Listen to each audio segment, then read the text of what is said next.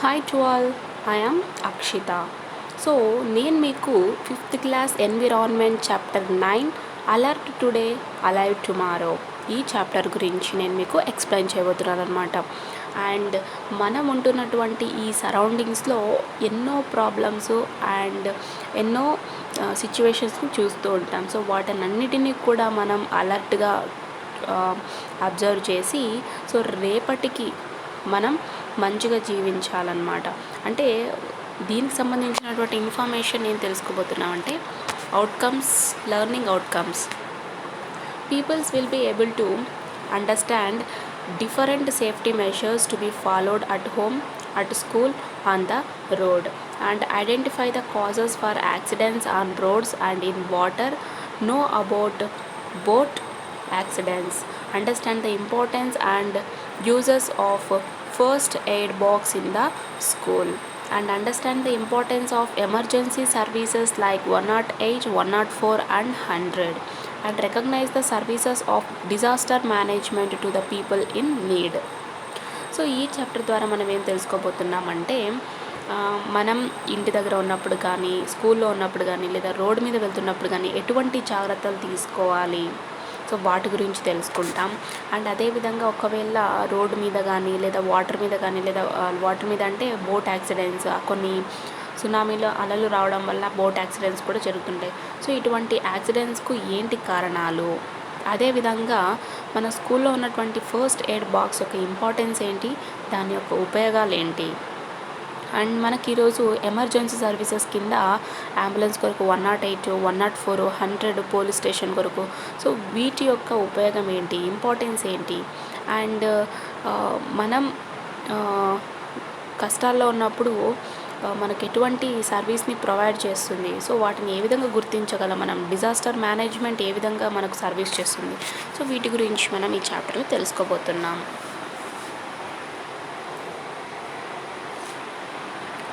Every day we perform different activities, some in a hurry, some carelessly, and some without taking any precautions. In such cases, we are likely to be injured. So we must follow certain safety measures.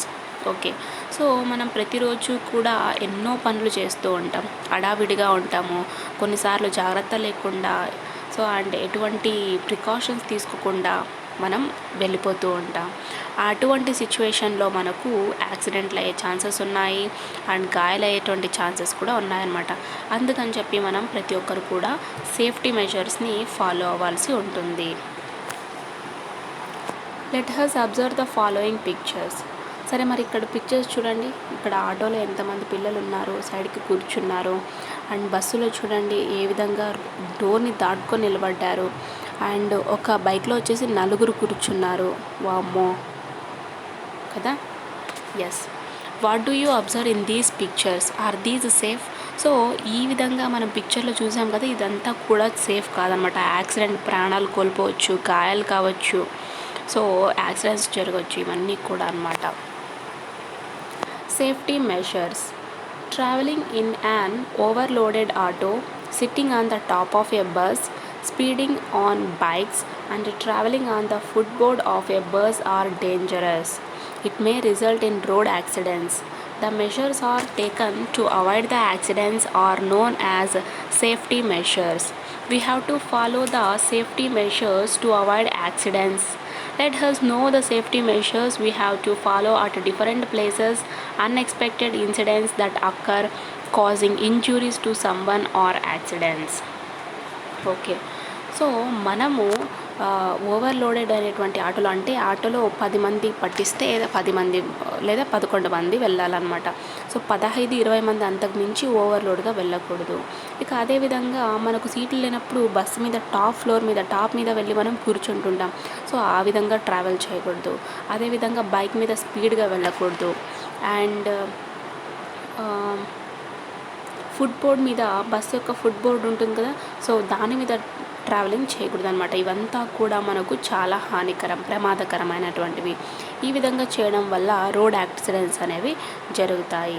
ఇక అదేవిధంగా మనం ఈ accidents అన్నిటినీ కూడా avoid చేయాలంటే మనం కొన్ని జాగ్రత్తలు తీసుకోవాల్సి ఉంటుంది. వీటిని మనం సేఫ్టీ మెషర్స్ అని అంటాము. సో ప్రతి ఒక్కరు కూడా ఈ జాగ్రత్తలు తీసుకున్నట్టయితే, ఈ సేఫ్టీ మెషర్స్ని ఫాలో అయినట్టయితే మనం యాక్సిడెంట్స్ని అవాయిడ్ చేయొచ్చు. సరే, సో ఎటువంటి ప్లేసెస్లో మనం ఇటువంటి సేఫ్టీ మెజర్స్ని ఫాలో అవ్వాల్సి ఉంటుంది తెలుసుకుందాం మరి. అండ్ ముందుగా మనకు తెలియకుండానే అన్ఎక్స్పెక్టెడ్గా యాక్సిడెంట్స్ అవ్వడం వల్ల మనకు గాయాలు అవుతూ ఉంటాయి. సో ఇటువంటి యాక్సిడెంట్స్ని మనం ఇన్సిడెంట్స్ని అన్ఎక్స్పెక్టెడ్గా మనకు తెలియకుండానే కొన్ని ఇన్సిడెంట్స్ జరిగిపోతుంటాయి. సో ఆ విధంగా మనకు గాయాలు అవ్వడమో లేదా ఇంకా ప్రాబ్లం అవడమో జరుగుతూ ఉంటుంది. సో ఇటువంటి దాన్నే మనం యాక్సిడెంట్స్ అంటాం అనమాట. అన్ఎక్స్పెక్టెడ్ ఇన్సిడెంట్స్ని యాక్సిడెంట్స్ అని అంటాము. Think and discuss. Look at the pictures given below and discuss with your friends. Okay, so ఇక్కడ పిక్చర్స్ మనకి ఇచ్చారు. ఈ పిక్చర్స్లో చూసి మీ ఫ్రెండ్స్తో డిస్కస్ చేయమంటున్నారు. ఫస్ట్ పిక్చర్ని చూద్దామా. Sharpening the pencil with a knife. Okay, so మన అందరికీ కూడా పెన్సిల్ని షార్ప్ చేయడానికి మనం షార్ప్నర్ని యూజ్ చేస్తాం. మెండర్, షార్ప్నర్ అంటూ ఉంటాం. బట్ ఇక్కడ కత్తితో యూజ్ చేయడం వల్ల మనకు చేతులు కోసుకొని పోయేటువంటి అవకాశాలు ఉన్నాయి, గుచ్చుకునేటువంటి అవకాశాలు ఉన్నాయి. And playing with match stick. So మనం అగ్గిపుల్లతో ఆడుకోవడం మంచిదేనా అంటే నో. సో ఒక్కొక్కసారి కాలిపోయేటువంటి ఛాన్సెస్ కూడా ఉన్నాయి. And switching on the damaged switch board. So చెడిపోయినటువంటి స్విచ్ బోర్డ్ మీద మనం స్విచ్ ఆన్ చేయడం ఇటువంటివి చేయకూడదు అనమాట. కరెంట్ షాక్ కొట్టి కొన్నిసార్లు షార్ట్ సర్క్యూట్ వల్ల ప్రాణాలు పోయేటువంటి ఛాన్సెస్ కూడా చాలా ఉన్నాయి. And lightening the gas stove. So పెద్దవాళ్ళు చేసేటువంటి పనులు లైక్ గ్యాస్ స్టవ్ని వెలిగించడం, ఇటువంటివంతా కూడా మనం చిన్నపిల్లలు చేయకూడదు. Safety measures at home.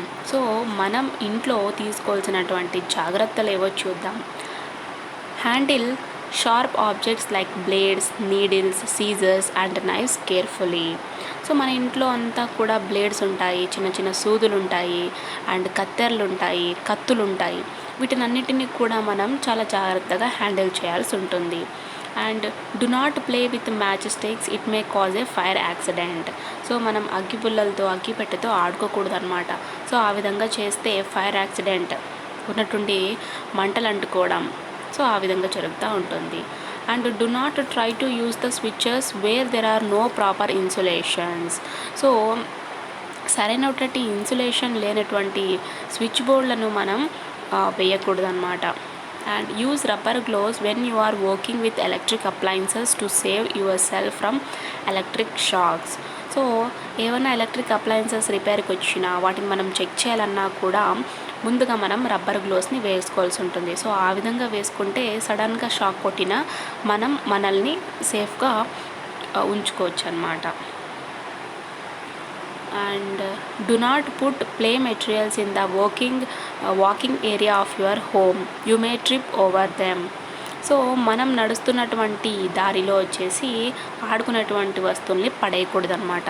So ఒకవేళ ఏదైనా ఒక చిన్న జీపో, ఒక చిన్న కారో పడేసినారనుకోండి, తెలియకుండా మన కాలు దాని మీద పోయిందనుకోండి, ఇంకా దాని చక్రాలు ఉంటాయో అది ఎలా ముందుకు వెళ్తే మనం కూడా అలా జారుకొని ముందుకు పోవాల్సి వస్తుంది, మూతపళ్ళు రాలిపోతాయి. Activity. Divide the class into 4 to 5 groups. Ask them to write some precautions to be taken while causing the particular things like knife and screwdriver, blade, etc. Okay. So మీ క్లాస్లో ఉన్నటువంటి పీపుల్స్ని 4-5 గ్రూప్స్గా డివైడ్ చేసి, సో వాళ్ళు వచ్చేసి ఏం చేయాలంటే మనం నైఫ్ని, బ్లేడ్ని, స్క్రూడ్రైవర్ని వాడుతున్నప్పుడు ఎటువంటి జాగ్రత్తలు తీసుకోవాలో ఆ విధంగా కొన్ని ఇక్కడ గ్రూప్ వైజ్గా రాయమని చెప్తున్నారు. గ్రూప్ 1 చూడండి. ఫస్ట్ గ్రూప్ 1 వచ్చేసి మనం నైఫ్ని యూజ్ చేస్తున్నప్పుడు ఎటువంటి జాగ్రత్తలు తీసుకోవాలి, బ్లేడ్ని యూజ్ చేసినప్పుడు ఎటువంటి జాగ్రత్తలు తీసుకోవాలి, అండ్ స్క్రూడ్రైవర్ని యూజ్ చేసుకున్నప్పుడు ఎటువంటి ప్రికాషన్స్ తీసుకోవాలి. సో ఆ విధంగా రాయాల్సి ఉంటుందన్నమాట. ఓకే, ఒక ఎగ్జాంపుల్ మాత్రం చెప్తాను నేను. మనం నైఫ్ని యూజ్ చేస్తున్నప్పుడు ఎటువంటి జాగ్రత్తలు తీసుకోవాలి అంటే ఆ కత్తి వచ్చేసి రస్ట్ అయి ఉండకూడదు. ఒకవేళ రస్ట్ అయినటువంటి మనం కత్తిని యూజ్ చేసామనుకోండి, సడన్గా మనకు కోసుకొని పోతే రస్టింగ్తో మన చెయ్యి కోసుకొని పోతుంది కదా. సో సెప్టిక్ అయ్యేటువంటి ఛాన్సెస్ ఉన్నాయని చెప్పుకోవచ్చు. ఓకే. And blade. సో బ్లేడ్ని యూజ్ చేస్తున్నప్పుడు ఒకరు వాడేసినటువంటి బ్లేడ్ని యూజ్ చేయకూడదు అనమాట. ఇక screwdriver. So screwdriver use చేస్తున్నప్పుడు మనం చాలా జాగ్రత్తగా ఉండాలి. అండ్ ఎక్కడైనా పొడిస్తే చాలా కష్టమైపోతుంది. Think and discuss. Why should electricians wear hand gloves made of rubber? So మీ ఇంట్లో ఎప్పుడైనా ఎలక్ట్రిసిటీ సప్లయింగ్ ప్రాబ్లంలు ఉన్నా లేదా స్విచ్ బోర్డులు ఏమైనా పోయినా మన ఇంటికి ఎలక్ట్రీషియన్స్ వస్తూ ఉంటారు. ఓకే. సో వాళ్ళు చేతులకి హ్యాండ్ గ్లోవ్స్ వేసుకొని ఉంటారు. ఎందుకు చెప్పండి? రబ్బర్ హ్యాండ్ గ్లోవ్స్ మాత్రమే వేసుకొని ఉంటారు. ఎందుకు అంటే కరెంట్ అనేది రబ్బర్ ద్వారా పాస్ అవ్వదు అనమాట. అంటే కరెంట్ షాక్ అనేది మనకు రబ్బర్ నుంచి పాస్ అవ్వదు మన బాడీకి. అందుకని చెప్పి మనం rubber slippers and rubber hand gloves వేసుకుంటూ ఉంటాం ఎలక్ట్రిసిటీకి సంబంధించినటువంటి వర్క్ చేస్తున్నప్పుడు. School safety. Look at the picture. What do you see in the picture, in this picture? And what happens when we do like this? సరే, ఇక్కడ చూడండి పిక్చర్లో మనకి ఏమి ఇస్తున్నారు. ఈ పిక్చర్లో చెట్టుకి ఆడుకోవడము, పట్టుకోవడానికి ఆడుకోవడము, చూడండి ఎట్లా ఆడుకుంటున్నారు అసలుకి. సో ఈ విధంగా చేయడం వల్ల ఏం జరుగుతుందంటే చెట్టు నుంచి సడన్గా కిందకి పడితే దెబ్బలు తగలడము, చేతులు కాళ్ళు విరిగిపోవడము అండ్ మోకాలు చిప్ప పగిలిపోవడం ఇటువంటివన్నీ కూడా జరుగుతూ ఉంటాయి. Generally, some children always quarrel with each other and they jump over the desk, jump from the trees, slide on a railing, etc., which proves to be dangerous. To avoid this, we have to follow some rules in the school. So మామూలుగా పిల్లలు వచ్చేసి ఒకరికొకరు గొడవ పడుతూ ఉంటారు, వాదించుకుంటూ ఉంటారు. ఆ విధంగా డెస్క్ మీద నుంచి ఎగరడము, చెట్ల మీద నుంచి దుంకడము అండ్ జారడం నుంచి కిందకు పడిపోవడం జరుగుతూ ఉంటుంది. ఈ విధంగా చేయడం వల్ల మనకు ఎన్నో దెబ్బలు తగడము, ప్రాబ్లమ్స్ అవుతూ ఉంటాయి అన్నమాట. సో అందుకని చెప్పి మనం స్కూల్స్లో ఉన్నప్పుడు ఎటువంటి రూల్స్ని ఫాలో అవ్వాలో చూద్దాం. మరి ముందుగా డూస్ గ్రీన్ కలర్లో ఇచ్చారు. ఓకే. సో అంటే ఏవి చేయొచ్చు, డోంట్స్ రెడ్ కలర్లో ఇచ్చావి, ఏవి చేయకూడదు. ముందుగా మనం ఫస్ట్ వన్ చూద్దామా.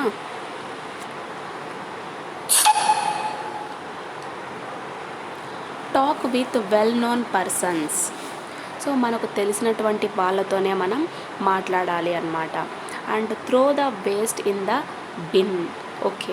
సో ఏదైనా చెత్త పడినా, మనం తినేసినటువంటి కవరు ప్యాకెట్స్లు ఏవన్నా కూడా మనం డస్ట్బిన్లో వేయాలి. And if you lose your way, stay where you are and inform your elders. So ఒకవేళ మీరు ఇంటికి వెళ్ళేటువంటి దారిని మర్చిపోయారు అనుకోండి, సో అక్కడే ఆగేసి ఆ పెద్దవాళ్ళకి ఇన్ఫార్మ్ చేయాలన్నమాట. ఓకే. సో ఆ విధంగా ఇన్ఫార్మ్ చేస్తే మీ ఇంటికి వాళ్ళు పిలుచుకొని పోయేటువంటి ఛాన్సెస్ కూడా ఉన్నాయి. And use sharpeners to sharpen the pencils instead of blade. So మన యొక్క పెన్సిల్ని మనం షార్ప్ చేయాలంటే షార్ప్నర్స్ని యూజ్ చేయాలన్నమాట, బ్లేడ్ని నైఫ్ని యూజ్ చేయకూడదు. And follow queue while going to the prayer or to meals and while dispersing from assembly or class.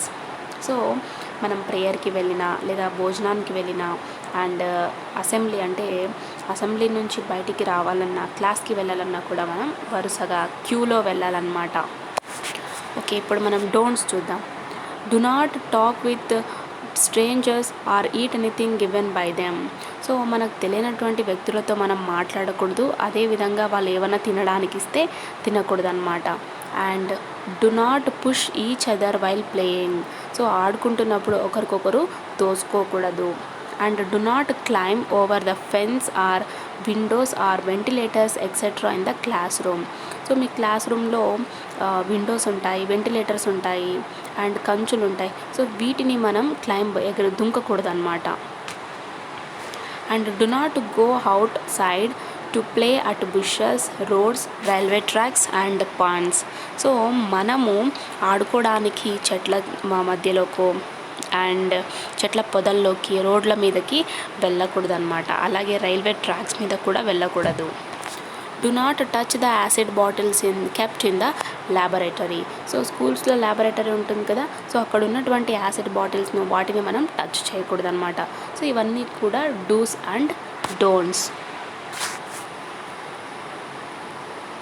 Okay, rules to be followed while playing. మనం ఆడుకుంటున్నప్పుడు ఎటువంటి జాగ్రత్తలు తీసుకోవాలి, ఎటువంటి రూల్స్ ఫాలో అవ్వాలి.